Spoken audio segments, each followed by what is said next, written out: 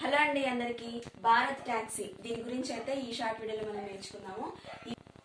ఈ భారత్ టాక్సీ అనేది ఏంటి అని అంటే మన దేశంలో అయితే ఢిల్లీలో గుజరాత్లో అయితే ప్రవేశపెట్టడం జరిగింది. ఎవరు అని అంటే కేంద్ర హోం మరియు సహకార శాఖ మంత్రి అయినటువంటి అమిత్ షా గారు అయితే దీన్ని ప్రవేశపెట్టడం జరిగింది. ఏంటి అని అంటే ఈ భారత్ ట్యాక్సీ అనేది సాధారణ ట్యాక్సీలతో పోల్చుకుంటే తక్కువ ధరలు ఉంటాయి. అలాగే 0% విధానం అయితే ఉంటుంది. ప్రైవేట్ సంస్థలు నిర్వహించే వాటిలో 20 to 30% అయితే కమిషన్ ఉంటుంది. బట్ దీంట్లో 0% కమిషన్ అయితే ఉంటుంది భారత్ ట్యాక్సీలో.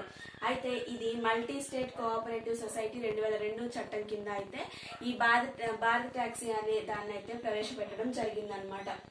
దీనివల్ల ఏంటంటే భారతదేశంలో రవాణా భారం తగ్గించడానికి భారత్ ట్యాక్సీని అయితే ప్రవేశపెట్టడం జరిగింది. దీంట్లో ఏంటంటే మొదటి 4 కిలోమీటర్లకి ఫస్ట్ 4 కిలోమీటర్స్కి 30 రూపీస్ వరకు అయితే ఛార్జ్ చేయడం జరుగుతుంది అనమాట. ఈ భారత్ ట్యాక్సీ కింద ఫస్ట్ ప్రాజెక్ట్ ఎక్కడ ప్రవేశపెట్టారు అంటే ఢిల్లీ మరియు గుజరాత్లో అయితే ప్రవేశపెట్టడం జరిగిందనమాట.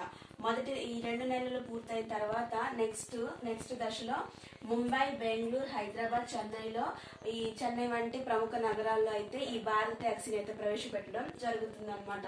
దీనివల్ల ఏంటంటే ఈ భారత్ ట్యాక్సీలో ఎవరైతే డ్రైవర్స్ ఉంటారో ఈ ట్యాక్సీ నడిపే డ్రైవర్స్ ఎవరైతే ఉంటారో భారత్ ట్యాక్సీలో దానిలో ఉన్నటువంటి డ్రైవర్స్ కి ఏంటంటే 5 లక్షల వరకు ప్రమాద బీమా కల్పించడం జరుగుతుంది అనమాట. 5 లక్షల వరకు ప్రమాద బీమా కల్పించడం జరుగుతుంది. అలాగే వాళ్ళు ఈ భారత్ ట్యాక్సీ ద్వారా ఎవరైతే ఫస్ట్ ట్యాక్సీ ఎక్కిన తర్వాత ఫస్ట్ 4 కిలోమీటర్స్ కి 30 రూపాయలు అయితే ఛార్జ్ చేయడం జరుగుతుంది అనమాట. ఏ చట్టం కింద దీన్ని ప్రవేశపెట్టారంటే మల్టీ స్టేట్ కోఆపరేటివ్ సొసైటీ 2002 చట్టం కింద ఈ భారత్ ట్యాక్సీ అనే దాన్ని అయితే ప్రవేశపెట్టడం జరిగింది.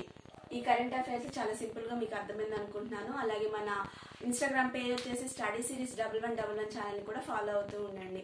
Thanks for watching.